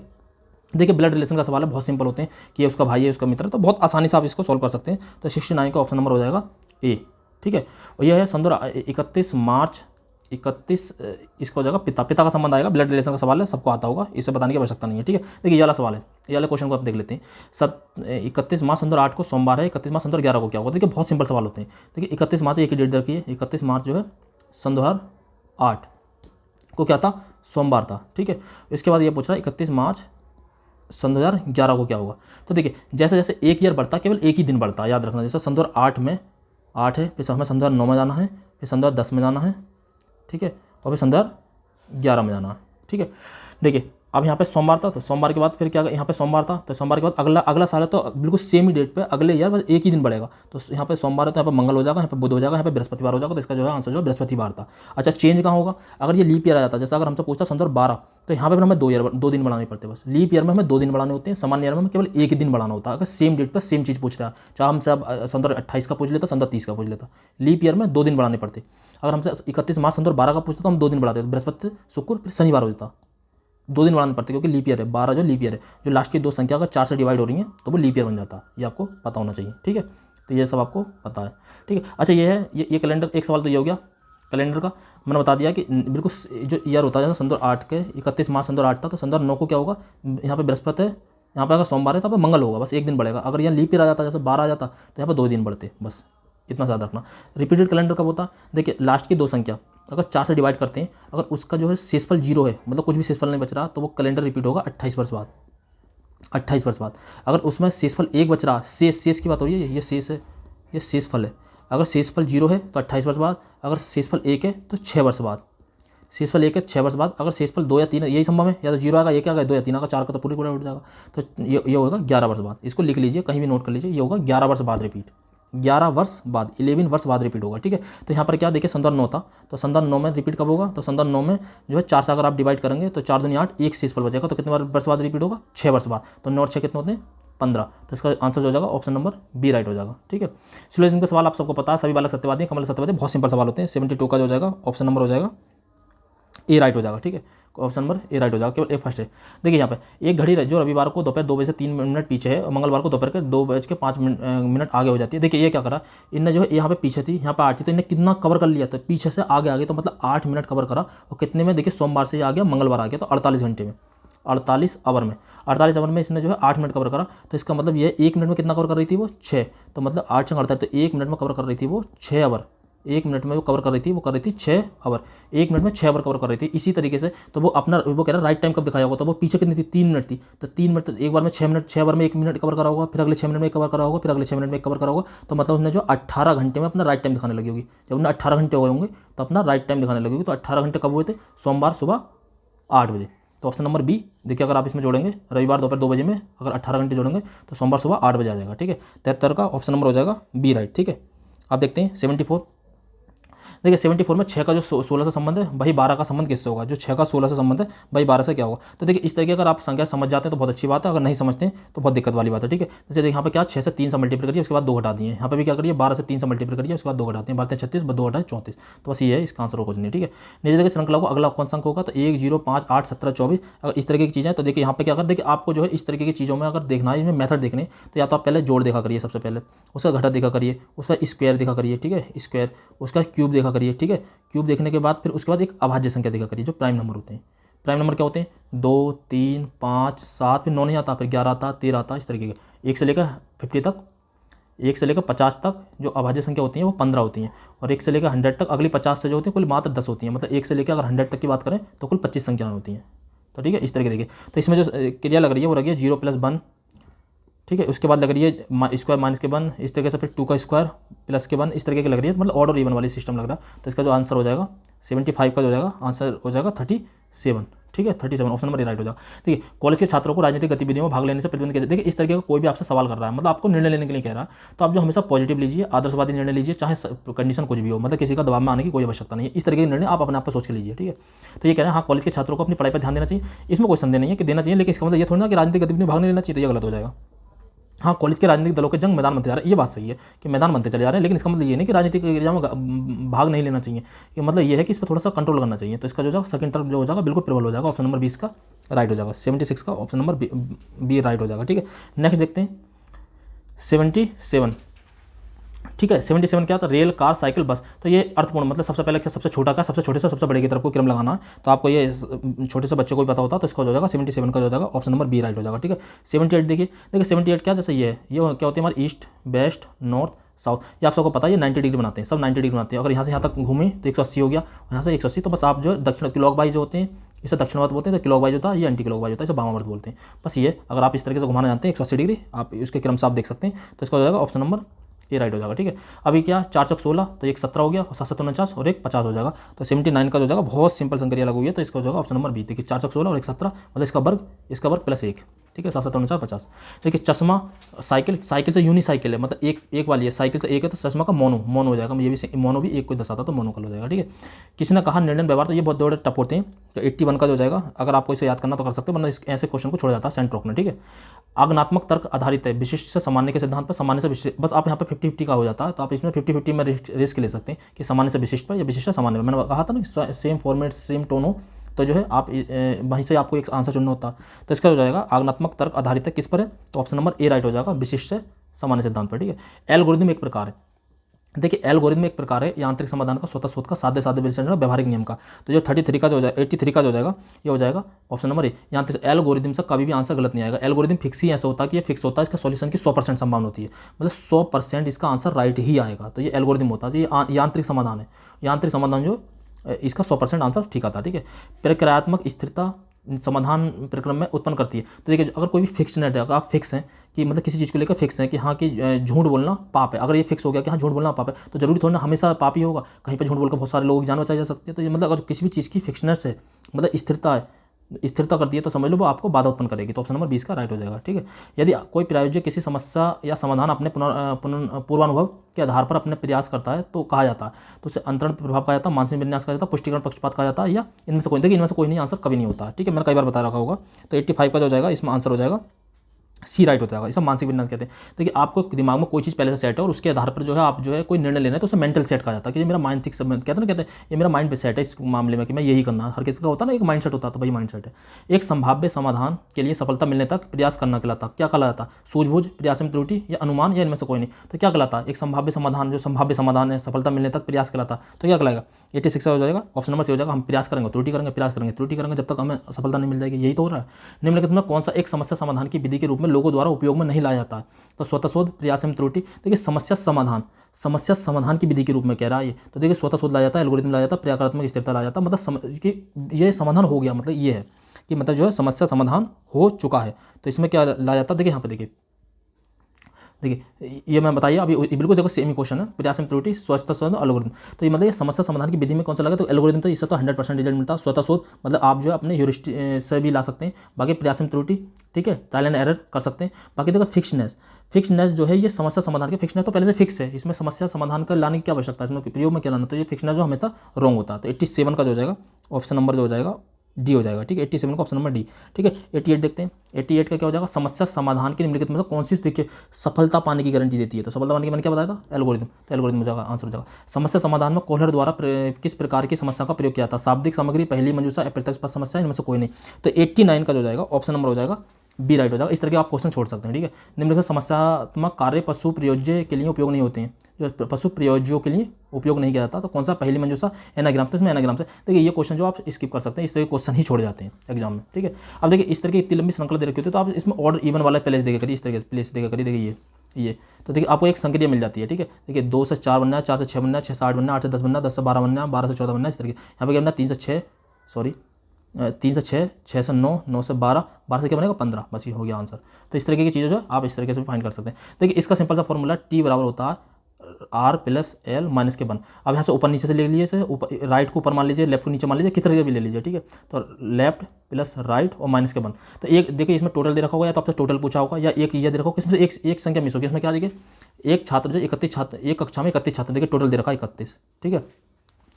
आप क्या पूछा कि अनुपर सुनील का क्रम जो ऊपर से क्रम से 7 बार और 11 बार, तो कक्षा में नीचे से क्रम ज्ञात कीजिए। तो देखिए एक का क्रम ज्ञात कीजिए, दूसरे का पता चल जाएगा। आप जो है अनुप का ज्ञात कर लीजिए। तो पहला क्या? 7 बार, तो देखिए 7 मैंने L मान लिया, बाकी राइट में निकालना, माइनस के 1 हो गया। तो देखिए आप ये हो गया, इसमें 6 हो जाएगा, और 6 31 में 6 गए तो क्या हो जाएगा? 25, बस हो गया। सी आंसर हो गया। तो पहले वाले का मैंने फाइंड कर लिया, बाकी आंसर हो गया, एक ही आंसर है ऐसा। तो ऑप्शन नंबर सी। तो ये वाला फॉर्मूला आप देख लीजिए, ठीक है। 92 का जो हो जाएगा, 92 का जो हो जाएगा ऑप्शन नंबर हो जाएगा सी राइट, ठीक है।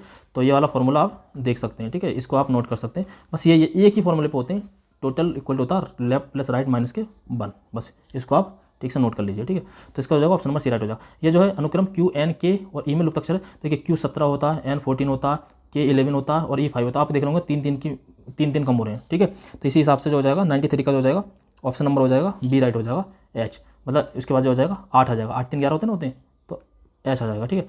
नेक्स्ट देखते हैं 8 25 18 73 22 63। देखिए इसमें क्या हो रहा है? 8 या 24, 3 से गुणा हो रही है, एक बढ़ा दिया गया है। 22 या 66, एक बढ़ा दिया गया है, ठीक है।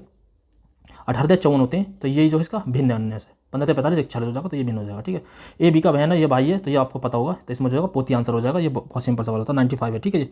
96 देखते हैं। 96 में क्या? देखिए किसी कोड को भाषा में देखिए, आप देख रहे हैं एल और सी, मैंने क्या कहा था? डिकोडिंग कोडिंग डिकोडिंग, पहले उसके लेटर लिख लीजिए। तो एल का 12 होता है, सी का जो है 3 होता है, 3 हो जाए। तो आप ये देखना है आपको कैसे 6 लाना। तो क्या 12 + 3 से 6 आ सकता है या 12 - 3 से 6 आ सकता है, लेकिन 12 गुणा अगर 12 गुणा 3 करते हैं तो 36 आता। लेकिन आप ये भी तो सोच सकते हैं 36 आ रहा, अच्छा 6 का रूट तो होता। अब इस चीज़ यहाँ पे आपको थोड़ी सी माइंड में क्लिक की तो आप अगला देख सकते हैं, टी का 20 है, ई का 5 है, इसको भी करके देखिए। तो 20 × 5 = 100, इसका 10 होता है, तो बस इसका मतलब आप निकाल लेंगे उसका। तो पी का कितना होता है, पी का 16 होता है, डी का 4 होता है, 16 × 64 तो मतलब 8 आ जाएगा, ऑप्शन नंबर सी हो जाएगा। ठीक है, देखिए मैंने बताया चाल दूरी रेलगाड़ी का, तो देखिए 140 है, तो 140 का तो इसमें हमें टी निकालना है।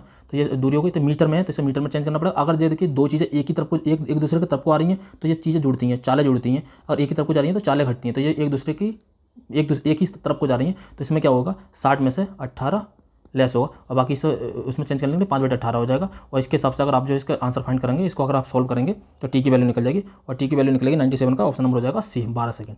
ठीक है, कैलकुलेशन आपसे आती होगी तो इसका हो जाएगा ऑप्शन नंबर सी राइट। देखिए यहाँ पे भी देखिए ए बी सी 1 2 3, आप देखिए 6 कैसे आ सकता है, तो 1 × 2 × 3 6 आ सकता है। ई का 5 E5 F6 G7, देखिए 5 × 3 3 × 7 21 210। इसी तरीके से आप आगे को देख लीजिए आई जे के, तो आई जे के का क्या हो जाएगा 98 का हो जाएगा, ऑप्शन नंबर हो जाएगा सी 990। देखिए इस तरह के सवाल आते हैं A/A, तो इसमें आप वैल्यू रख के देख लीजिए। अगर आप उसको वैसे सॉल्व करने रहेंगे तो पागल हो जाएंगे। ठीक है, A + B = 1/A/B + B/A।